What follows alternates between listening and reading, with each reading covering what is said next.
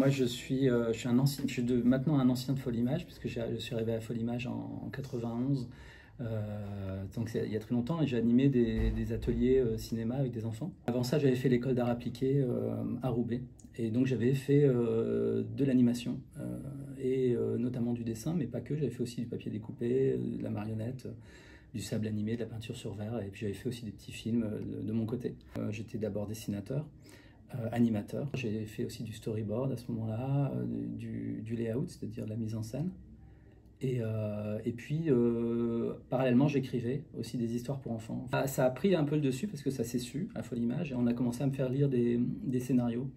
Et j'ai fait des retours de scénarios et puis ça m'a emmené sur l'écriture de scénarios. Je suis devenu scénariste comme ça, un peu malgré moi en fait.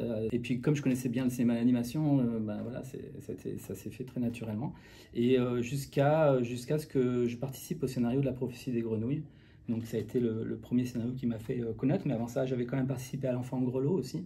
Fort de toute cette expérience, j'avais envie de revenir à des techniques traditionnelles et notamment le papier découpé. Et donc j'ai proposé un projet à Folimage qui était Neige.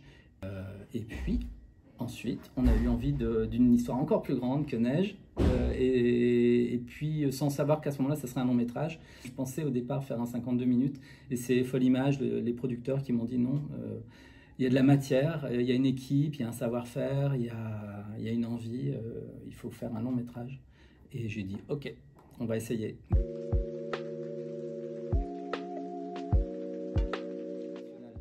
Il y a eu beaucoup de films en papier découpé, mais avec des techniques hybrides qui mélangeaient du dessin avec du papier découpé. Et ça, il y en a eu énormément. La planète sauvage fait partie de cela. Il y a eu des films de Jean-François Leguioni aussi. Mais il y a eu à la fabrique plusieurs films, des tentatives comme ça de films en papier découpé. Mais c'était tellement compliqué, en fait, parce qu'à ce moment-là, les films se faisaient en 35 mm, sur des bancs titres très lourds avec des grosses colonnes, des grosses caméras 35 mm, des gros projecteurs incandescents. Et c'était techniquement vraiment compliqué, ça coûtait cher de faire des films en papier découpé, donc ça a été une technique qui a petit à petit été vite oubliée, en tout cas pour les longs métrages.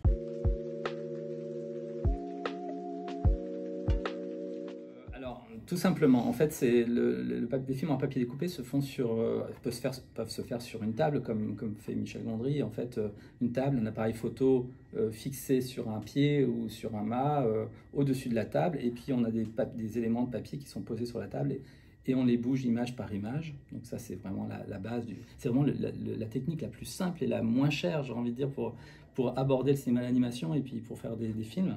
C'est d'ailleurs pour ça qu'il y a beaucoup de films qui se font en atelier avec des enfants, parce que cette technique est accessible à tous, avec des matériaux voilà, qu'on trouve partout. Voilà. Et alors, pour les films en papier découpé plus élaborés, on va utiliser un système de multiplane avec des vitres superposées, avec un écart de vitres entre chacune. Nous, on a utilisé 5 vitres. Donc, on met les éléments de décor sur chacune des vitres. Et puis sur la dernière vitre, celle qui est à hauteur à peu près au niveau de la poitrine, on a les pantins qu'on dispose sur la vitre et qu'on va animer image par image. Voilà, donc c'est un peu ça le principe.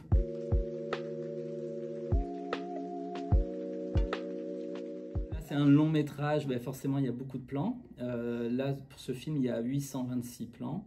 Donc sur chaque plan, donc c'est 826 décors. Chaque décor est démultiplié sur chaque niveau de vitre. Mais après, des fois, il y a des mouvements de caméra, donc c'est encore plus de photos. Et les pantins, en fait, ça va dépendre de la présence des personnages à l'écran. Donc on fait un inventaire, on fait un tableau et on compte à partir du storyboard. C'est vraiment le gros travail. Et cet inventaire, on l'a fait à plusieurs. L'inventaire des décors, des accessoires, des personnages, et ça a duré à peu près 6 semaines. Dans le cinéma, on utilise la grammaire cinématographique. Et ça veut dire qu'en fait, on a des plans larges, on a des plans moyens, on a des plans serrés, on a des gros plans, puis des fois des inserts. Donc ça veut dire qu'un personnage comme celui-ci, par exemple, qui est Lucie, eh ben, on va la fabriquer à différentes échelles. Et là, nous, on s'est limité à 4 échelles.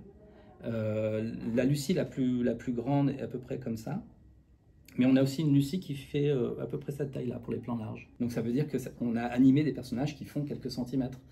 Et avec des cure-dents et des petites pinces à épiler pour les faire bouger. Alors ça fait des petites animations assez rigolotes. mais que j'assume complètement, parce que c'est ça aussi qui fait le charme, je dirais.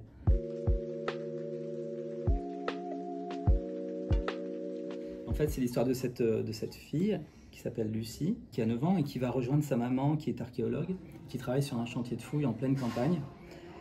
Et Lucie, en fait, sait que sa maman est originaire de cet endroit. Lucie sait aussi que dans cette campagne, il y a un secret de famille, parce que sa maman a dû quitter cette campagne quand elle était toute petite, suite à un drame, et donc Lucie va essayer de profiter de son séjour auprès de sa maman dans cette campagne pour essayer de percer un petit peu ce secret. Et ça va se faire très naturellement, mais notamment il y a des mésanges qui vont l'accompagner et qui vont la guider.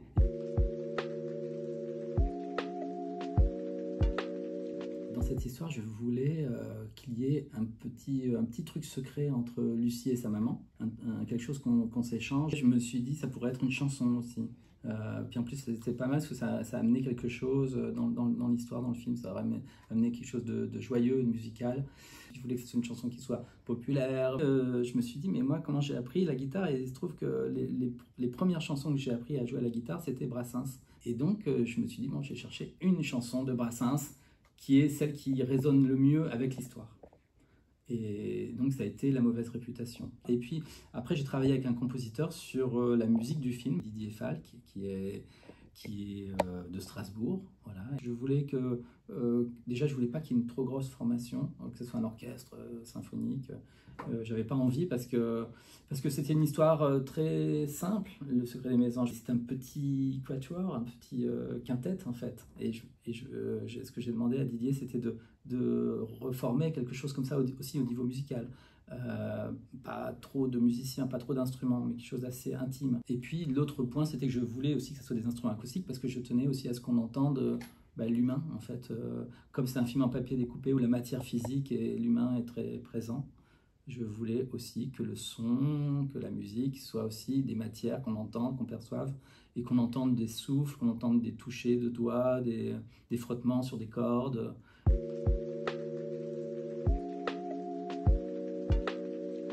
Moi, j'ai eu le plaisir de revenir à la technique du papier découpé avec des matériaux et des outils qu'utilisent les enfants. C'est vraiment de la colle, du papier, des ciseaux. Et pour avoir fait des ateliers avec des enfants, je sais qu'en fait, on peut vite raconter une histoire et vite le mettre en image. C'est donner cette envie aussi, à travers le film, de quelque chose de possible. Et qu'en voyant le film, on puisse se projeter en se disant « mais moi, je peux faire ça ». Et je pense que c'est un peu, quelque part, l'intention que j'avais aussi derrière, c'est de transmettre quelque chose autour de la famille, bien sûr, mais aussi autour de la technique elle-même. Et cette technique, moi, je l'ai choisie parce qu'elle résonne avec mon enfance, elle résonne avec mes débuts d'animateur. Pour moi, c'est d'aller voir le film, c'est d'y aller en famille, c'est c'est d'avoir envie, après, de sortir, de découper, de faire des images, c'est d'aller visiter des chantiers de fouilles archéologiques, et puis d'aller se balader en famille dans la campagne. C'est un peu tout ça que j'ai envie de dire en fait. C'est aussi écouter les oiseaux, écouter ce que la nature